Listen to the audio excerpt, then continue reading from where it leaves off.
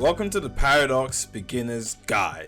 Now, we're starting off at this screen because this is really important. See that thing there that says potential? The only way you're going to be able to see that is on this screen. There's no way to check it in game, at least not that I know of. And that's a little bit annoying because potential is important and it ties to progression. But now that you know that, let's head in game. So, this is where you spawn in when you are new. This is the Soul Society. Now, I'm not really too sure how to do a Quincy beginner's guide or a Holo beginner's guide, but this beginner's guide will kind of show you what you need to do overall, so you can still apply the things I'm going to show you if you are a Quincy or a Holo. And I will have a separate full Soul Reapers beginner's guide coming out after this. So if you want to look at the locations of everything that's important, you're going to need to press the comma button, which is to the left of the full stop or period button on your keyboard, which I'm going to show on the screen. So you press that and you're going to see names of everything. Jana, Bounty Manager, Cody, Division. Anyways, none of these matter. You're going to want to run all the way to the Division Trainer. Listen! Unlike Type Soul, you don't need to do any silly division quests to level up. In this game, it's kind of tedious. It's kind of the same thing every single time. You just go to your division trainer and do quest. Now I don't want to show you how to do the quest. It's pretty simple. It shows you how to do it. But you're going to go to your division trainer, which is honestly just nothing. And then click view. Then this is the mission hub. You have PvP, which I don't really recommend doing at all, honestly. You have your one time, again, don't recommend it. You're going to be spending most of your time doing the PvE quest. Now, with the PvE quest, take down assault is the fastest to get done over and over. However, unfortunately, this is kind of like Type Soul, where if there are a lot of people doing this mission at once, it's going to queue you and you have to wait for them to finish their mission in order to actually do the mission. So it is a little bit annoying, but Takedown Assault is the fastest to get done. Then you have Transport the Buyer, which is literally just taking EPD from one side of the map to the other, but EPD walks. And then you have all of these ones, which are pretty stupid to do. Scavenger Hunt, Takedown Assault, Transport are the best ones. So if it's not Scavenger Hunt, Takedown Assault, or Transport the Buyer, I really do recommend you just completely avoid those. Now, after you complete a mission, it will give you EXP and money, and your EXP contributes to your potential. So completing missions is going to make your potential go up, and you need potential in order to progress to Shikai, and then you need potential again in order to progress to Visor. So I'm going to be posting on the screen now the amount of potential you need to become a Shinigami, basically to start your Shikai quest essentially, as well as the amount of potential you need for your res, or partial should I say, and your swift. And again, you get those points by coming to the division trainer. For the Arancars, it's going to be the something hub. I'm going to post screenshots. And for the Quincy's, it's the thingy. And again, if you press it, you will find the locations of all of these guys, and you're going to keep doing that until you have enough potential. The game does let you know when you have enough potential as well, but if you want to consistently check, you're going to have to exit to the lobby, which is in the UI at the top left hand corner of the screen. It is annoying, but it's the only way to check that I know of, and I'm pretty sure they haven't added a way to check as well. So unfortunately, that's what you're going to have to keep doing. Now, for your controls, you're going to need to press the E button when you're out of the save zone. You're going to need to press the E button to pull out your sword, and then you're going to need to press the V button to activate your Shikai once you actually get it. But since none of you guys are going to have your Shikai or partials, it doesn't really matter right now. If you press M, it opens the main menu. Here you have your talents. Talents are actually obtained by putting points inside of your skill tree, or skill whatever, your stats. So you're going to be putting points inside of your stats. You have Hakuda, you have Kido, you have Speed, and you have Sword. Now, all of these scale your Sword, your Speed, your Kido, and your Hakuda strength, as well as at a certain point, it does unlock abilities. I will put the abilities for each class now. So sword has a certain amount of abilities you can get. As well as that, you deal more damage with your Zanpakuto. Speed, you get speed abilities. With Kido, there is Quincy Kido, Aranka Kido, and Soul Reaper Kido. And then Hakuda, obviously Hakuda. And each of these give abilities. So at a certain amount of points, you're actually able to unlock skills with these. But I'll talk more about the skills a little bit after.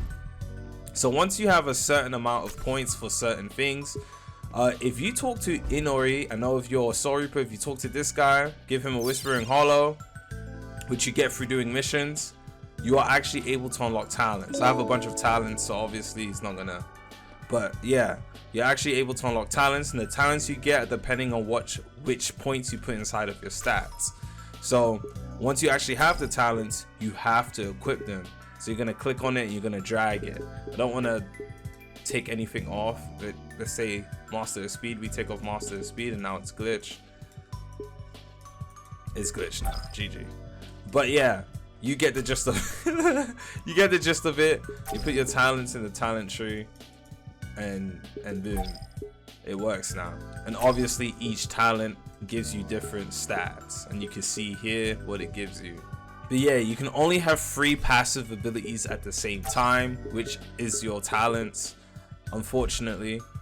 I mean, it's for the sake of balancing, so it makes sense. Then you have your stats, as we just spoke about. You put points in it to scale your damage for sword, scale your damage for Hakuda, scale your damage for Kido, and then obviously putting points into them unlocks skills. And I will take you through the skill page. So if you head over to the Trello, which I will have linked in the description, here you have Hakuda, and this shows all the amount of points you need to actually unlock the skills. So you have this, the up tilt, you need 5 inside of your Hakuda, and to get this skill you need 5 inside of your Hakuda as well. To get this skill you need 10 inside of your Hakuda. To get Barrage you need 10 inside of Hakuda. To get Crash Towards you need 15 inside of your Hakuda. To get Set Your Heart Ablaze you need 20 inside of your Hakuda. Whatever this move says, 25, and then 30 is the last one. So if you have 30 points inside of your Hakuda, you are actually able to unlock all skills. However, you can only get skills by obtaining things called crystal gems, skill gems, and there's another gem that you get through fighting Kisuke, but we'll talk about Kisuke in a little bit. So skill gems, you actually get these through completing missions, and as it says, it reveals up to 2 skill cards dependent on your stats. So I will use this just for the sake of the video, and here you go. I have some skills that I'm able to get. I'm just gonna get whatever this does. I don't actually have no idea. And then here you see skill gems. Skill gems reveals up to 3 cards.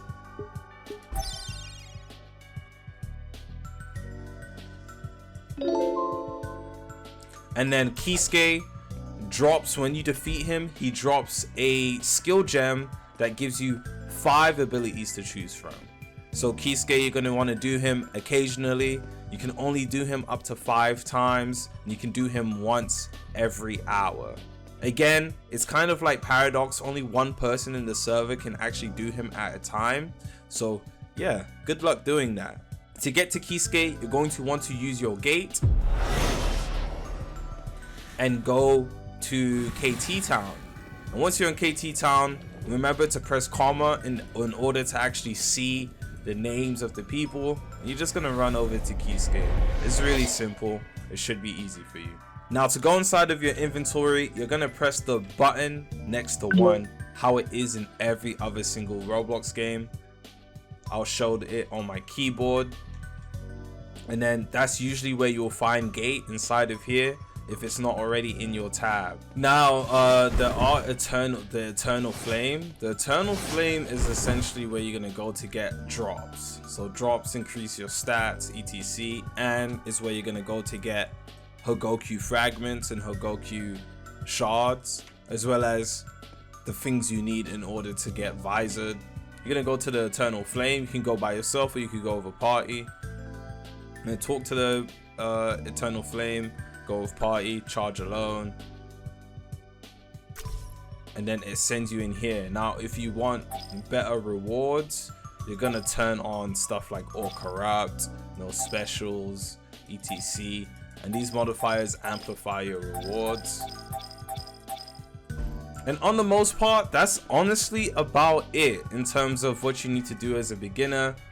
Keep doing missions. Literally all you need to do is keep doing missions, and after every 10 missions, I recommend going to the main menu to check how much potential you have in order to actually start doing your Shikai quest or whatever quest that may be. I do have a progression video for Soul Reapers that you guys can check out of your Soul Reaper, just in case you get a bit confused or lost. I kind of go through everything.